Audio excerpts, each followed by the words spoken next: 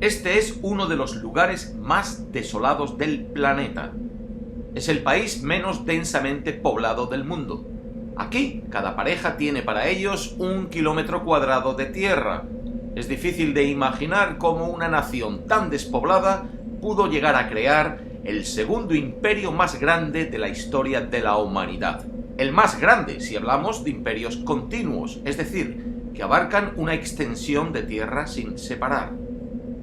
En su apogeo, el imperio mongol acaparó el 22% del territorio del planeta. En episodios desconocidos de la historia, hoy te resumimos la historia del imperio mongol, su expansión y su decadencia, y te contamos un detalle de esta que seguramente desconozcas.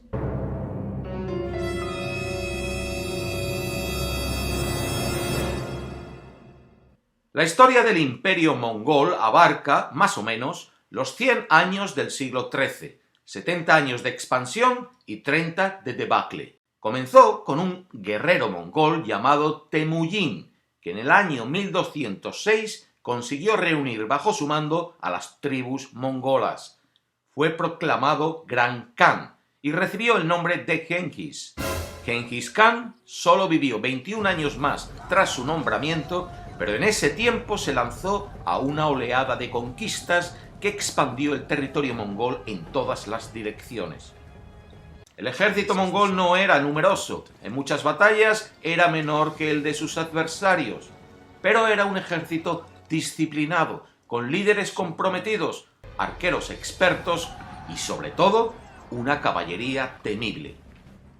La movilidad y la estrategia hicieron a Genghis Khan y sus ejércitos casi indestructibles. Los mongoles supieron adaptar su sistema militar a su estilo de vida nómada. Allá por donde iban, asimilaban tecnologías locales para atacar las fortificaciones a su paso. Incorporaban a sus estructuras de mando técnicos expertos extranjeros. Eran tolerantes con las religiones de los pueblos conquistados. La mezcla de culturas que propició su avance dio lugar a lo que aún hoy se conoce como paz mongola. Se establecieron rutas seguras para el comercio entre Oriente y Occidente. Fue una oportunidad para el intercambio de ideas como nunca antes se había visto. Los viajes hacia el Oriente de misioneros o comerciantes como Marco Polo no habrían sido posibles sin esta estabilidad que proveía el imperio mongol. Así de grande era este imperio en su apogeo en 1279. No creció más porque cada vez que había que elegir un gran khan, los líderes habían de regresar a su tierra para reunirse.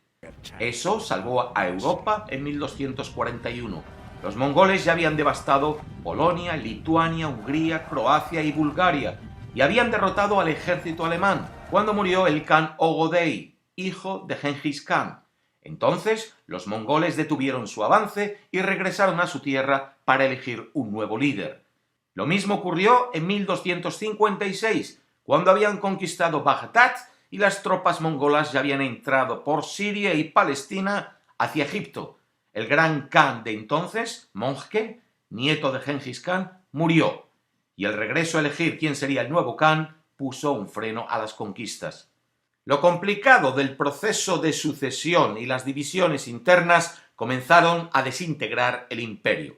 Esto y otras causas, tales como que la escasa población mongola fue poco a poco asimilándose dentro de otras culturas cuanto más se extendían sus dominios. Alejándose de su lugar de origen, la temible caballería cada vez lo tenía un poco más difícil. Eran muy pocos los jinetes y caballos lo suficientemente fuertes y hábiles para formar parte del ejército. El avance de la agricultura y su incursión en las estepas redujo la base económica que sustentaba la producción de los soldados y los caballos. En terrenos montañosos, donde los caballos no podían maniobrar fácilmente, los ataques mongoles, basados en la carga en masa de su caballería ligera, no eran efectivos. Finalmente, el uso de la pólvora en armas de fuego volvió anticuado el uso de las tropas de caballería. Pero mientras los mongoles galoparon en masa, arrasaban y asolaban allá por donde iban. Era casi imposible detenerles. Sus enemigos habían de buscar maneras ingeniosas de poder combatir esas cargas de caballería. Hago este vídeo porque quiero contarte una de esas maneras ingeniosas que un pueblo encontró de derrotar a los mongoles. Esta es la parte que probablemente desconozcas. Te lo cuento desde el mismo lugar donde ocurrió. Como te muestra cualquier mapa del apogeo del Imperio Mongol, los mongoles llegaron a conquistar prácticamente la totalidad de China y por el este llegaron a descender hasta más o menos la mitad de lo que hoy es Vietnam. En el centro de Vietnam está la ciudad imperial de Hue, antigua capital de Vietnam. Es aquí donde consiguieron derrotar a la caballería mongola y frenar su avance. Y es desde aquí, desde donde te cuento cómo lo hicieron. Mira, una historia interesante. Los elefantes, este rey hacía luchar en habitaciones a elefantes contra tigres. Y eso era porque antes de los franceses, pues aquí los mongoles invadían China y Vietnam y venían y atacaban con caballos y derrotaban totalmente, no tenían oposición. Entonces lo que el rey hizo fue empezar a usar elefantes contra los mongoles, contra los caballos, y los elefantes eran más poderosos, y rechazar las invasiones mongolas. Lo que hicieron los mongoles, la siguiente vez que vinieron y atacaban, pues habían cubierto los caballos con máscaras de tigre, y los elefantes pues reaccionaban mal ante los tigres, se asustaban, con lo cual tuvieron que entrenar a los elefantes a quitarles el miedo a los tigres. Y entonces les encerraban a los elefantes con tigres en habitaciones, a los que les quitaban los dientes, los colmillos y las uñas de las uñas para que los elefantes ganasen y así se enfrentasen a los caballos enmascarados de tigres que traían los mongoles.